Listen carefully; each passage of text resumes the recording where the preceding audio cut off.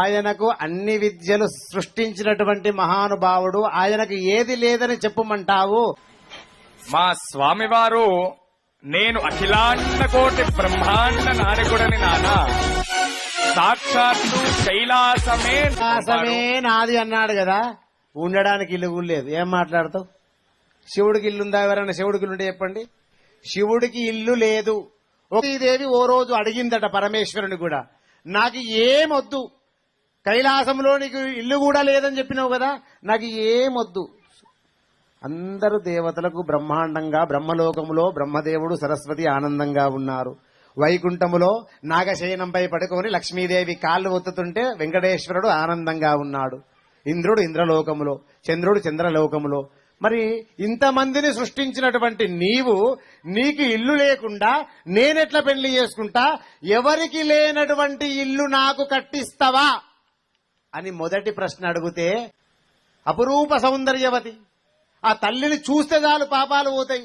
కైలాసానికి బాస్, కానీ అక్కడ లొంగిండు, కట్టిస్తానమ్మా అన్నాడు. అయితే ఆ సమయములో దేవశిల్పిని పిలిచిండు. ఎక్కడెళ్ళి కట్టాలే? దేవతలందరూ దేవలోకాలలో ఇల్లు కట్టుకుంటున్నారు, అక్కడొద్దండి. భద్ర, సరయు పరమ పవిత్రమైనటువంటి నదులున్నాయట 14 లోకాలలో. దేవతలే అప్పుడప్పుడు ఆ లోకంలో వెళ్లి నడుస్తారట. కాశీక్షేత్రములో అపరాహ్న సమయంలో 3,000,000 దేవతలు వెళ్లి ఆ మణికర్ణిక ఘాట్లో స్నానం చేస్తారట. అటువంటి భూలోకం ఉందండి.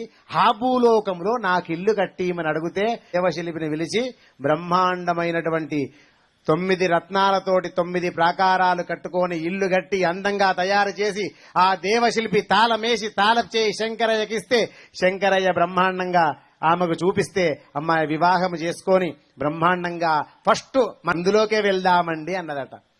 అనగానే సరే అన్నది. ఇక గృహప్రవేశం చేయాలంటే వేరే లోకాలలో అయితే గృహప్రవేశం ఉండదు, వాళ్ళే దేవతలే. కానీ భూలోకంలో ఒక నియమం ఉంది. ఇల్లు కట్టుకోగానే ఏం చేయాలి తల్లి? గృహప్రవేశం చేయాలంటే ఎవరు కావాలి? అయ్యగారు కావాలనవుతా? మరి ఈశ్వరుడు ఇల్లు గృహప్రవేశం చేసేంత గొప్ప వాళ్ళు ఎవరున్నారా ఈ లోకములో అని వెతకంగా